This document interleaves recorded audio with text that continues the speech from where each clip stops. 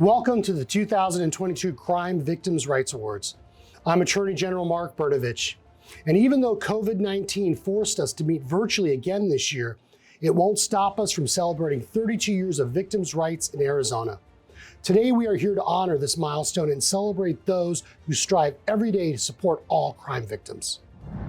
Our theme this year, rights, access, equity for all victims, challenges the nation to confront and remove barriers to achieving justice for all victims of crime, underscoring the importance of helping survivors find their justice by enforcing victims' rights, expanding access to services, and ensuring equity and inclusion for all.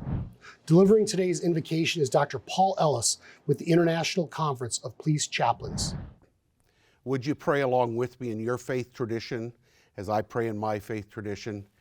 Heavenly Father, as we gather today, I want to pause and thank you for your blessings, your comfort, and your guidance as we have navigated such difficult times. I pray for those families, loved ones, and responders that have been impacted by the events, and I remember those who have lost and those who have been affected by these situations and tragedies. We can find our comfort today in the words of the psalmist that says, God is our refuge and strength, an ever-present help in trouble. Therefore, I will not fear. I pray that you'll bring continued healing and strength to all victims of crime. Comfort the grieving heart and encourage those who mourn, and grant wisdom to those who have been violated to deal with the challenges that they have faced and the decisions before them. I invite your presence to be with us today as we gather and prepare to assist those who are hurting and violated by crime. Fill our hearts with your compassion as we serve these who are so vulnerable. Open our minds and equip us to be able to make a difference. Today we pray for those who have watch over us, for President Biden and for our nation's leaders, for Governor Ducey, who faithfully and compassionately cares for this great state of Arizona. Continue to guide him and those who serve with him in government so that we can live safely, securely, and in peace. I also pray for our first responders, our law enforcement, fire, and medical personnel, and our victim service advocates. Guide them, protect them, and continue to provide wisdom as they carry out their calling by serving and protecting. May we be encouragers and supporters of those who we have watch over. I seek your blessing on each one who has gathered here to prepare for service in our communities. Let them be the difference, the encourager, and the support that is so desperately needed in these challenging days. May God bless us, and may God bless this great state of Arizona. Amen. Law enforcement provides a critical connection between the justice system and victims of crime.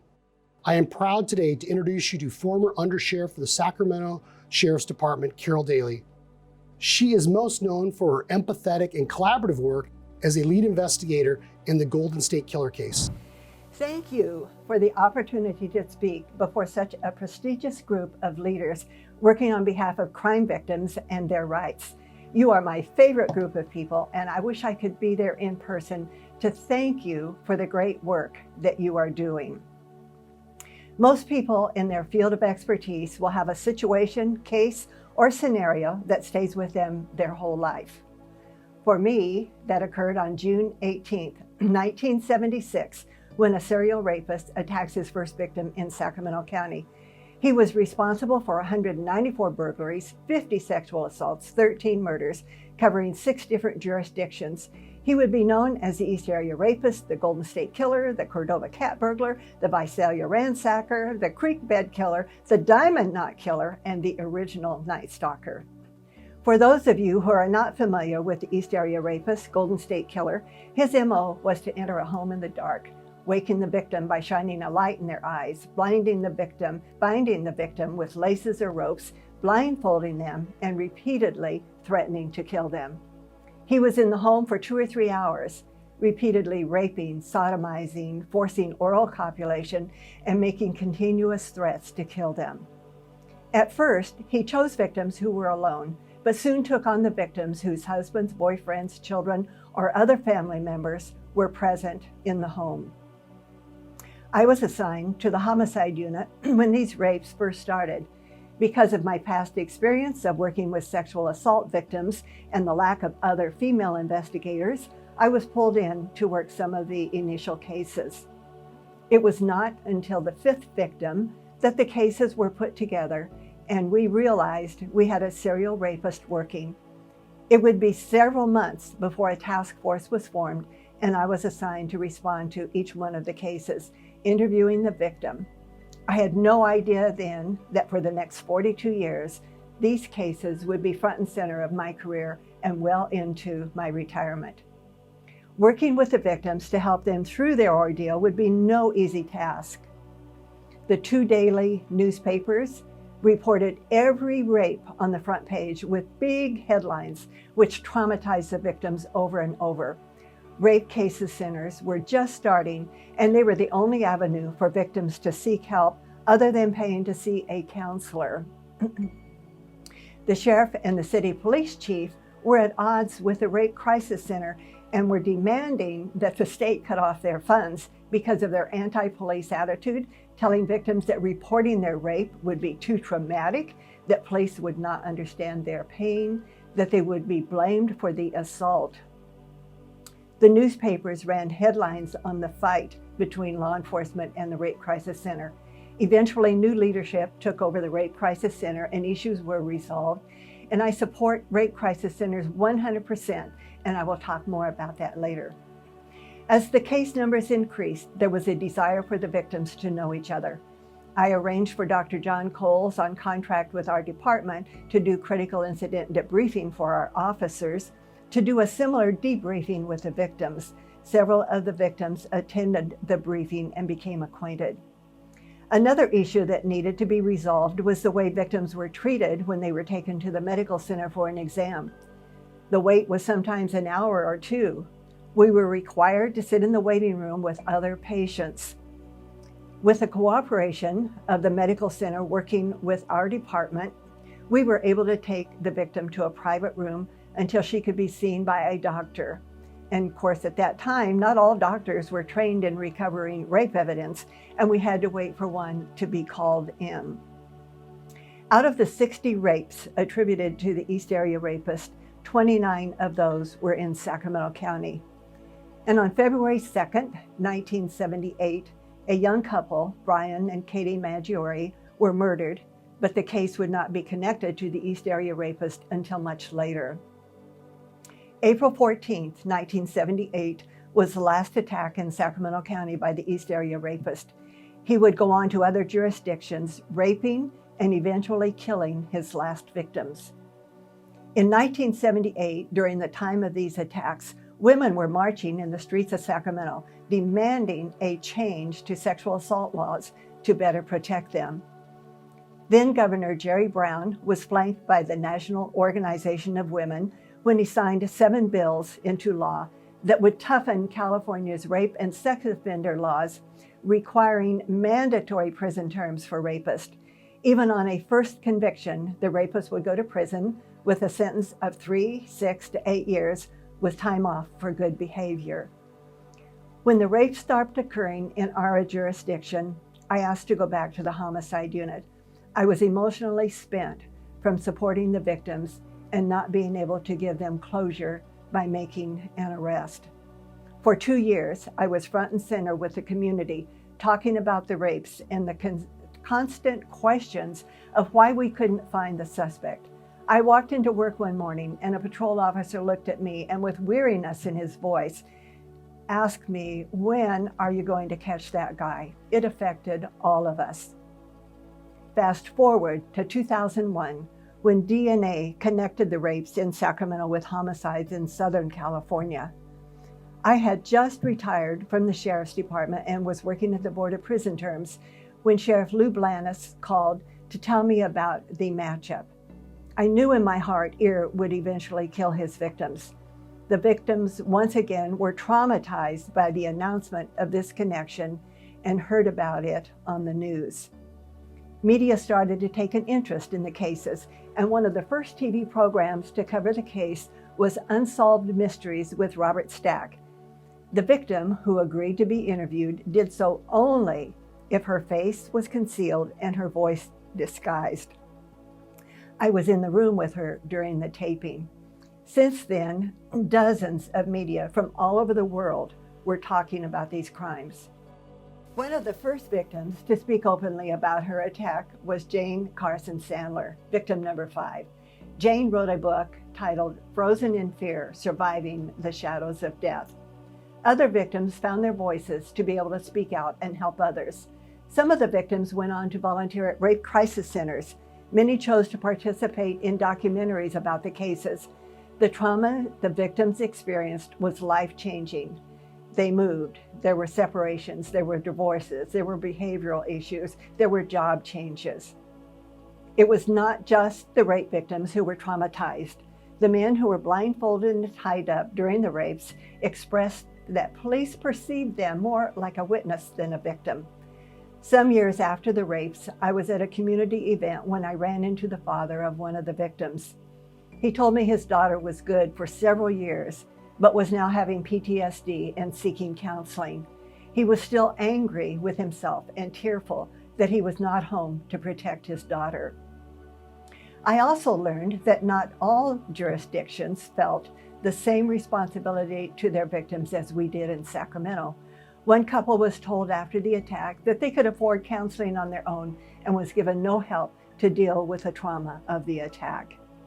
When our local district attorney, Anne-Marie Schubert, took office after being newly elected in 2014, she made it a priority to form a statewide task force working with all the DAs from the other jurisdictions to look at the ear-cold cases. DA Schubert grew up in Sacramento and remembered the attacks and the fear that gripped the community. I have to say these cases never really went cold, as investigators all over the state continued following up leads well into their retirement years. One of them was my partner, Lieutenant Richard Shelby, who wrote a book on the investigation, Hunting a Psychopath. Fast forward again to April 23, 2018. I received a phone call from Sheriff Scott Jones telling me the East Area rapist had been identified and arrested and was in fact being processed at the main jail in Sacramento.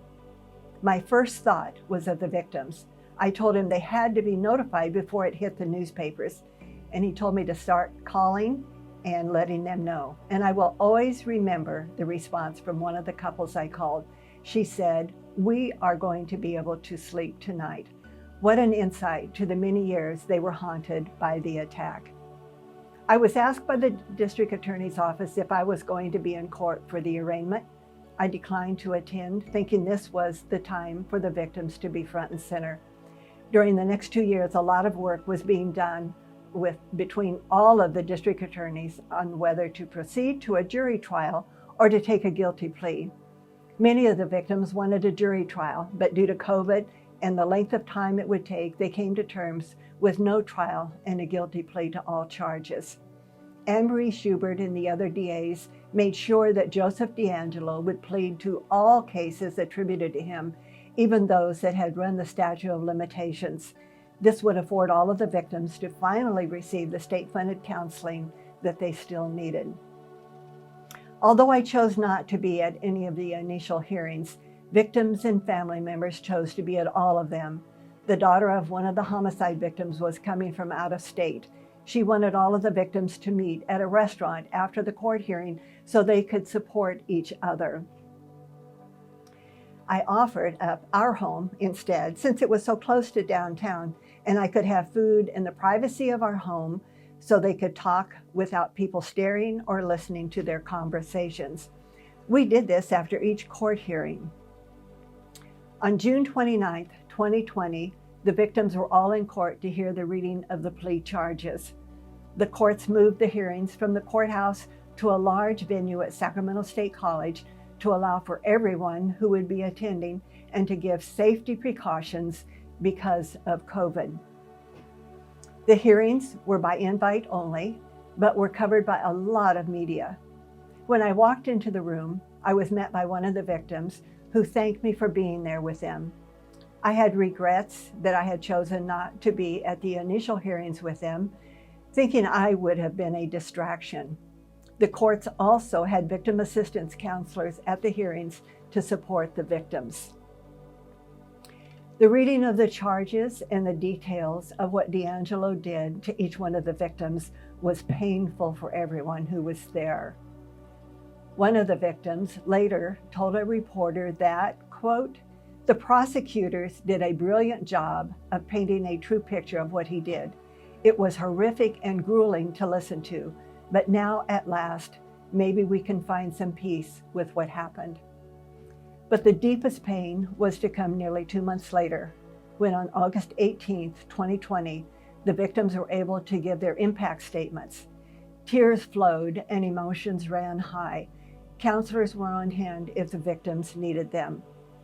I will never forget the kindness, patience, and genuine concern that Judge Bowman gave to the victims as they told of the impact the rape had on their lives. Then the thought occurred to me, what if we took all of the impact statements and made them into a training segment for new recruits to show them how victims suffer, perhaps making them more sensitive officers? On August 21st, 2020, Joseph D'Angelo was in court for his sentencing. He is currently at Corcoran State Prison and will spend the rest of his life incarcerated. With the few minutes I have left, I want to share with you a very compelling story of one of the survivors, Chris Pedretti. Chris was just a teenager when she was assaulted by the East Area rapist. She was home alone playing the piano when she was attacked. I was not dispatched to that call. She was interviewed by a detective sergeant, one of my partners, and she was later met at the hospital by a female detective. Following the assault, Chris's parents decided the best way to handle the assault was to never talk about it again, pretend it didn't ever happen. And for years, Chris was not able to express her trauma with anyone. I received a phone call from Chris asking if I would come and talk with her at her home. She let me know her husband and sister would be with her. Chris's mother and father had since passed away, and she wanted to start dealing with the trauma of the rape. Her rape was on December 18th, 1976. I went to the sheriff's department to pull a copy of her report so I would have all of the facts about her case. I was dismayed at the lack of detail of the assault in the report, but copy in hand, I met with Chris. It was March 23rd, 2018. I gave Chris the report, apologized for the lack of detail in it, and was at a loss on how best to help her. I could feel the pain she was experiencing as I sat across the table from her. I made arrangements for the current detective working on the cold case task force to meet with Chris and see what help she could give. It was just 1 month later when Ear was arrested. Chris was one of the survivors I called to tell about the arrest. She was in LA at a conference. The shock of the news had her crying and leaving to drive home and be with her family. I have to tell you that it was of no doing on my part that Chris took hold of her situation, became involved in going public about her attack, opened her home to some of the meetings, and became my partner in hosting events and getting survivors together. Immediately after the arrest, Chris took 42 yellow roses to DA Schubert's office, one for each year that had gone by before the arrest. Chris became fast friends with some of the other victims. One was Phyllis Sitka, who was victim number 1. Chris and Phyllis joined up to be interviewed by an author out of Denmark who was writing a book on the cases. They met at our home. I was not the investigating officer on Phyllis's case either. Phyllis was to become a very close friend to Chris and to me, and I will never forget her remark to me when she asked why I didn't work backwards and come and talk with her. I thought talking to a victim again would make life more harmful than good, and I was wrong. Chris started hosting events in the garden of her home for survivors and had speakers come in. I also went with Chris to the Elk Grove Police Department to talk with them about how rape cases are investigated and how victims are now treated. I was blown away to learn that not only Elk Grove Police Department, but other departments in Sacramento now have a rape crisis counselor working in the department side by side with detectives. They can respond to the crime scene and are always on hand at the department to assist victims of any crime. I was amazed at the quiet room they established, soft lights, lovely furnishings, and the capability of videotaping the interviews so they didn't have to be taking notes in front of the victim. Now you can see how far rape crisis centers have evolved over time. Chris is continuously working to see how she can benefit other victims. She established an online group, Sexual Assault Survivors, It's Time to Tell Your Story. Her format allows victims from all over the world to finally share their stories. Many have never talked about their attack or reported it.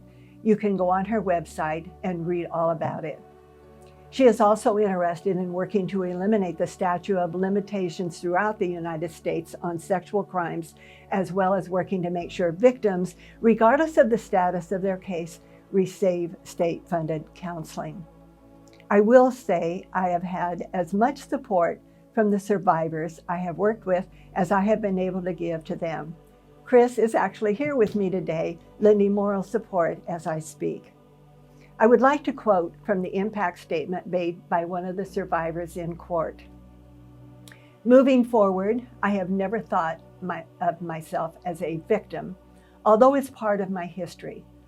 Although it took time and work, I did not let his temporary control over me control the outcome of my life. Lastly, I want to thank all who have worked countless hours on this case and never gave up the pursuit of this predator. Thank you for caring. As for D'Angelo, I feel my best revenge is to live my life. The monster has been unmasked and is no longer of any consequence. I am leaving him behind. The nightmare has ended. He is one forever alone in the dark.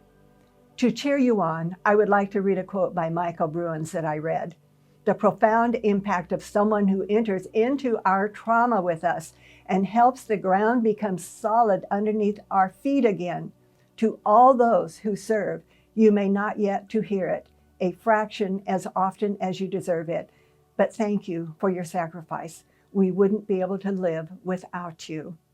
Thank you for allowing me to be with you today. You were all heroes to someone. Thank you, Carol. Next, I'd like to take a moment to highlight our Arizona agency partners and their directors who help victims on a daily basis. The Criminal Justice Commission, led by Director Andy Lefevre. The Arizona Department of Juvenile Corrections, led by Director Doug Sargent. The Arizona Department of Corrections and Rehabilitation and Reentry and its Director, David Shen. The Department of Public Safety, led by Colonel Heston Silbert. Thank you for all that you do. I'm also proud of the work the Office of Victim Services does in my very own office.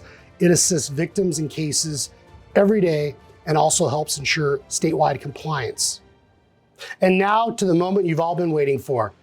Presenting the first award is the Maricopa County Attorney's Office. Equal justice under law.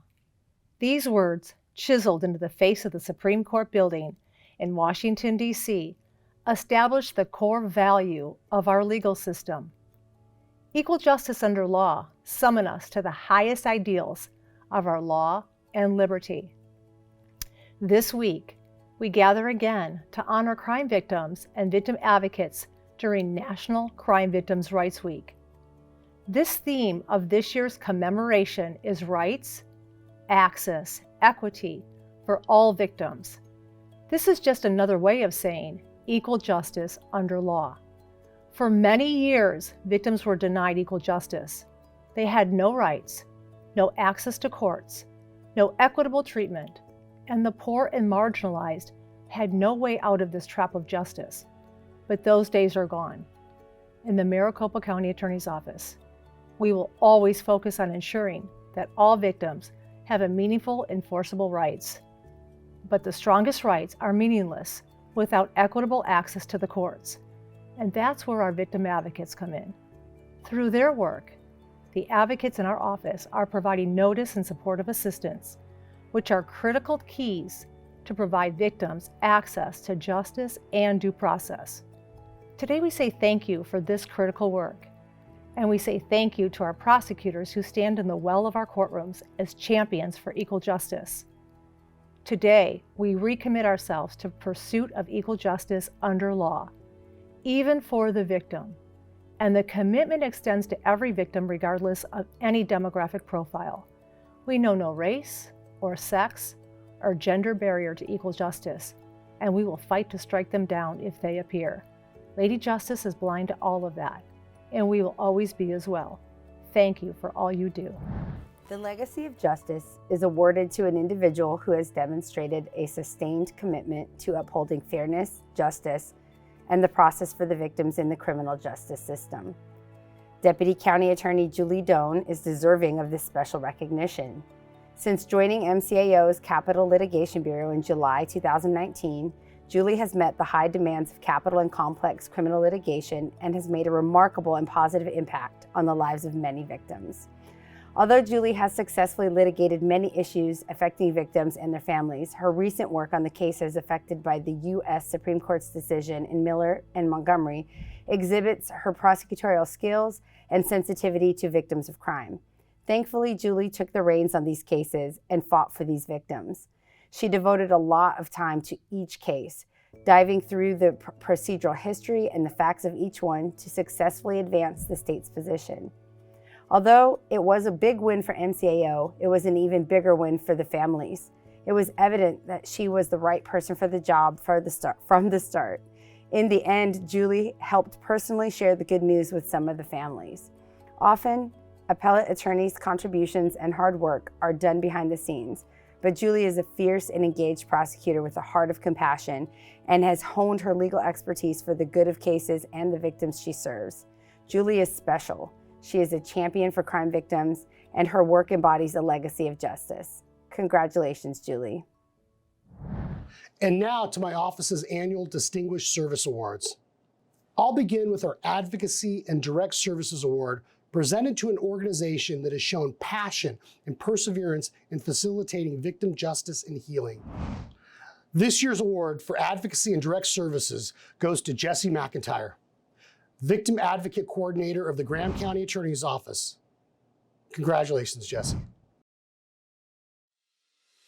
I was so excited when I got that. I was so shocked and surprised, but it just means that I am making a difference. I have been a victim of multiple crimes, most of it all before my teenage years.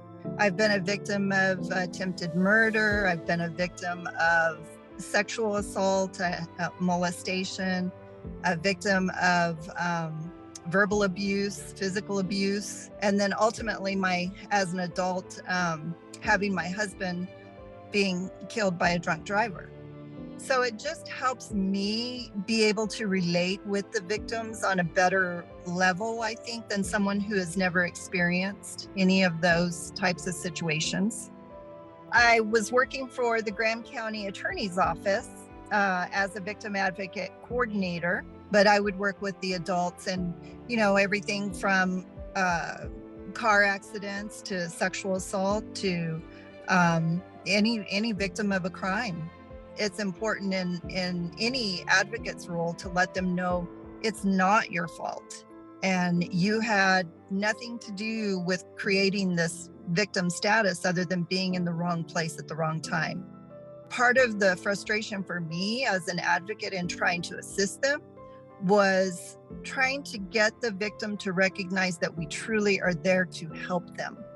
I even went so far as with one particular victim, she was so afraid of repercussions that I would pick her up for court, just be patient with her and help her understand that really what she was doing was for the best for her and her children, to keep them safe. And it's important for our victims to understand they are not alone. Wow, I can't believe that I won something like this. But it just reiterated and reignites my passion and my fire for assisting victims. And so I'm very thankful and grateful for that.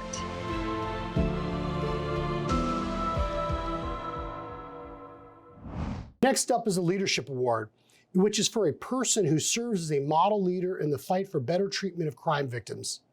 This year we have 2 awards for leadership. The first goes to Sean Cox, who directs the Victim Services Division of the Maricopa County Attorney's Office. Congratulations, Sean. Through the work that we do and the work that we offer to the public and to crime victims, I can go to sleep at night knowing that I did something to really benefit society.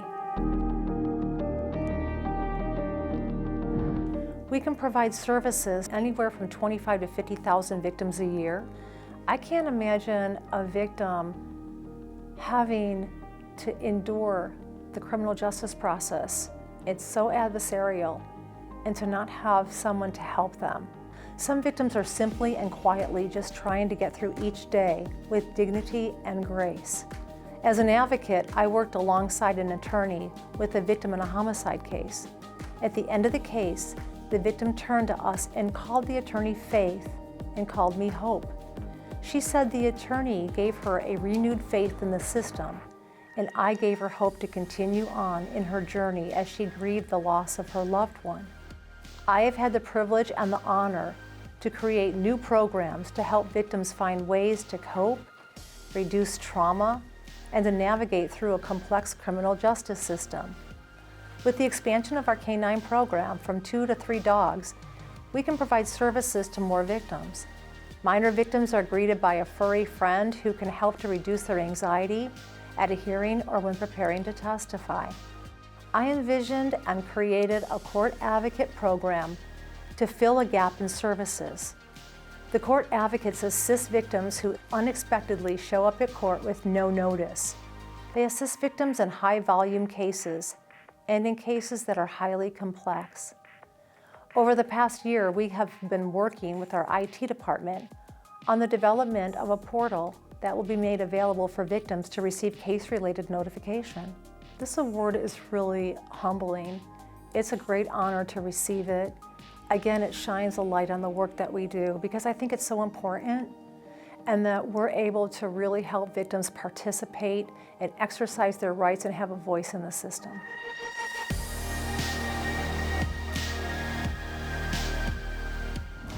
The next award for leadership goes to Shelley Ward, the Victim Services Administrator at the City of Mesa Police Department. Congratulations, Shelley. I think that I do this type of work because I'm called to do this kind of work. When our dispatch receives a call that someone is reporting a molest or a sexual assault or something of that nature, those types of cases will get routed to the center, to a sergeant for immediate assignment. They send out what I sometimes will call like a bat signal to all of the related agencies that are there. What we do is we make sure that victims of crime are notified when we have an individual in our custody, so that they're aware of when hearings are happened, when individuals are being released. We make sure that if they need to tell the judge something with regard to release conditions, we make sure that we can facilitate that or get that message to the judge. We also help individuals with things like helping them to break a lease. We can meet with individuals in their homes. We've met individuals at hospitals.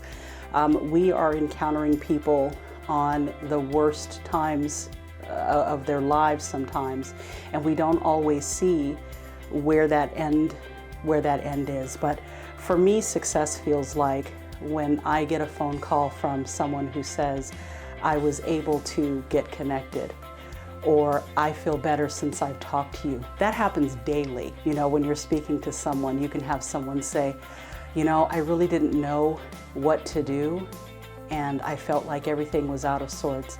And then I spoke with you, and I feel like I have a direction.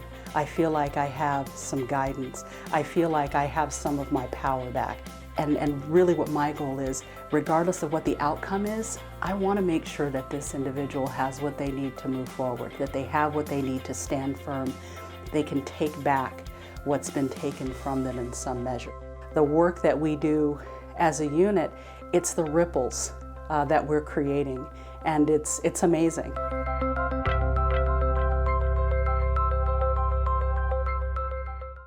The next award is for service coordination.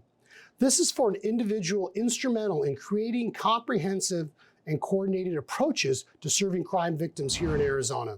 This year's award goes to Jamie Barlson. Jamie is the founding victim rights attorney with the Legal Services for Crime Victims in Arizona. Congratulations, Jamie. We start where each person is to develop a plan of action that takes into account their circumstances, safety, and desired outcome.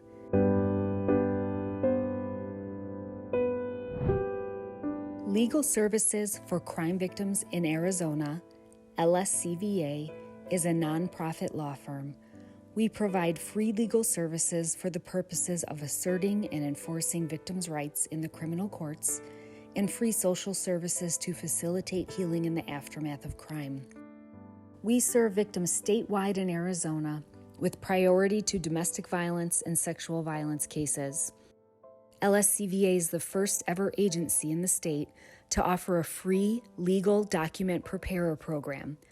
Our agency serves as phase 1 of the Arizona Supreme Court's pilot project. LSCVA also offers a protective order program. Our attorneys provide legal advice and guidance on protective order issues and also may provide free, full-scope representation in protective order contest hearings. LSCVA harnesses the power of volunteers in its Court Watch program. Court watchers attend hearings in family court, criminal court, and protective order proceedings. My staff, many of whom are new to this field, inspire me on a daily basis, and it inspires me to know that these are the people who will keep pushing for enforcement of victims' rights far into the future. This field can be extremely difficult. The vicarious trauma experienced by staff when listening to horrible, unimaginable crime stories takes a toll, and there are times when we feel defeated, drained, and in desperate need of hope. And that's where our community partners step in. This community is tight-knit, and we are all there for each other. Being recognized in this way makes me feel motivated. We've come this far, what else can we accomplish? This award will always occupy a place of pride in my office, and I thank you from the bottom of my heart.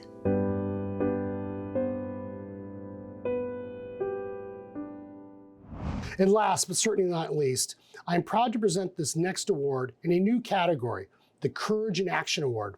This award recognizes a crime victim or survivor who has exhibited perseverance or determination with their own victimization by creating positive, systematic change on behalf of other victims.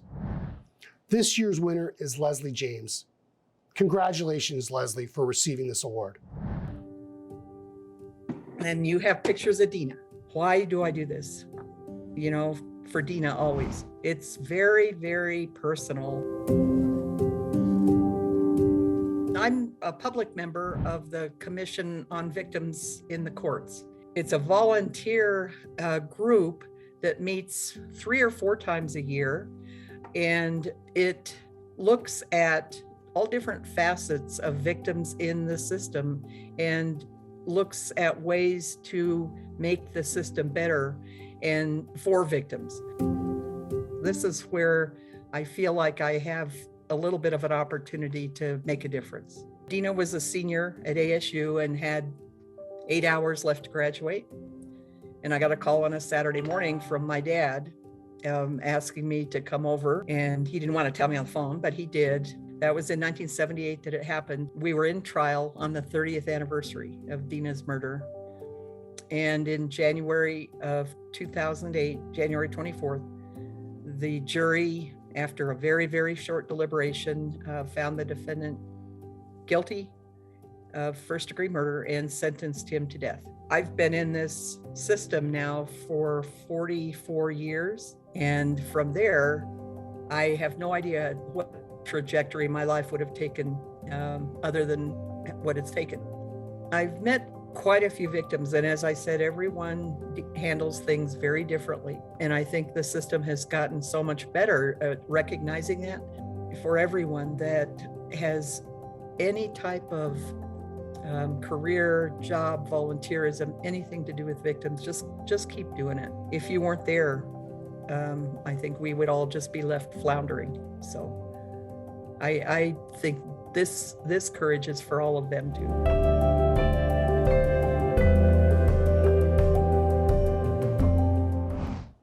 And now I'd like to introduce Arizona Governor Doug Ducey, who is handing out the Triumph Over Tragedy Award. Hello, this is Governor Ducey. It's an honor to be with you today to recognize National Crime Victims' Rights Week and celebrate Arizona's commitment to rights, access, and equality for all victims. Arizona understands the importance of these terms. 32 years ago, Arizona became one of the first states in the nation to establish a Victims' Bill of Rights, protecting the rights of victims to justice and due process. Since then, states around the country have used Arizona as a national model for establishing rights for crime victims. We're also going to ensure crime survivors have access to critical services. I was eager to invest $1.2 million last year in the Victims' Compensation and Assistance Fund. This funding will support ongoing efforts to ensure Arizonans who are victims of crime have access to critical services such as medical needs, mental health counseling, lost wages, and more. We must make sure all victims can receive this support no matter where they live. To ensure equality across our state, the Arizona Criminal Justice Commission operates in all 15 counties and serves Arizonans in communities large and small. There's more work to be done, but I'm confident that we'll continue to make progress towards protecting Arizona's crime victims and their families. Thank you. Hi, I'm Maria Cristina Fuentes, Director of the Governor's Office of Youth, Faith, and Family, and on behalf of Governor Ducey, I am proud to join you today to present this year's Triumph Over Tragedy Award to Shauna Sexton. Shauna's story exemplifies the values of this award. Informed and driven by her lived experience, she has had the courage and perseverance to dedicate herself to helping others. As a survivor of human trafficking, Shauna participated in the Phoenix Dream Center Rescue and Recovery Program, and today she serves as their program director. In this role, she manages and leads a team of individuals who serve survivors. Shauna's lived experience, coupled with her education and training, and her passion for helping others, have made a change agent in our community. She has become a certified expert in trauma-informed care and plays a critical role in helping to identify appropriate support and services for every individual that she and her team work with. Through her work, Shauna is making an incredible difference in the lives of so many. Her understanding, compassion, and deep-seated desire to help others is remarkable. So today, it is my privilege to recognize Shauna Sexton with the Triumph Over Tragedy Award and thank her for her service and dedication in supporting other victims of this heinous crime. Congratulations, Shauna. We are really grateful for your service and for the work that you have done. Thank you for taking your experience and using it to help so many others. My name is Shauna Sexton, and I'm a survivor of human sexual exploitation. And I am now the director of programs at the Phoenix Dream Center for our human trafficking programs. So I got to the Phoenix Dream Center by running. Running from my trafficker. I actually tried to take my life, and the gun went off in a hotel room, and police showed up, and instead of taking me to jail, there was one amazing officer that sat and listened to my story and decided that I needed to go to detox and get help rather than go to jail. Yeah, I truly believe that God allowed all of the darkness and all of those things to happen to me so that I could have the knowledge and earn the passion or gain the passion to be able to reach back and help others. I can't even begin to explain what it feels like. It's so amazing.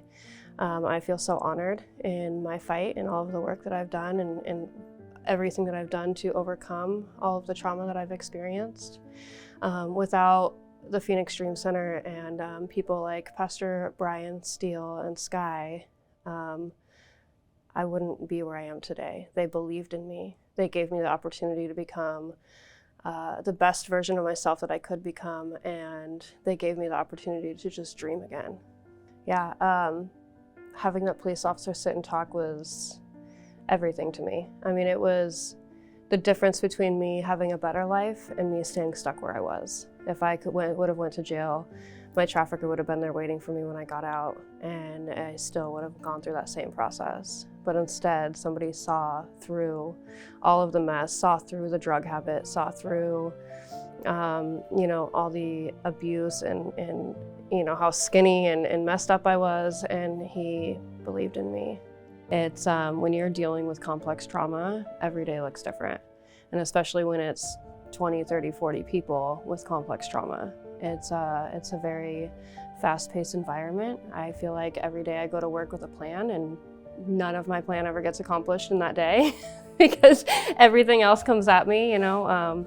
But I wouldn't trade it for the world. These women that are coming out of these situations, not believing in themselves at all. They don't think they're worth it. They don't think that they're capable or smart. And so as we start to progress them through the program and they learn that they are smart and they are capable and they are worth it, and that light turns on for them, that's the most beautiful feeling in the world, to watch them start to believe in themselves again. Again, just watching them become who God created them to be is the most important thing to me. Knowing that they are smart and are capable, and they can get degrees and they can work real jobs, and you know, that they get to dream again and start to realize their dreams that had been taken away from them. That's so important to me. Before we conclude our program, I'd like to thank everyone watching today for the hard work you do on behalf of all crime victims. Truly, thank you. It has been my honor to commemorate victims' rights here in Arizona and with all of you today. Thank you once again.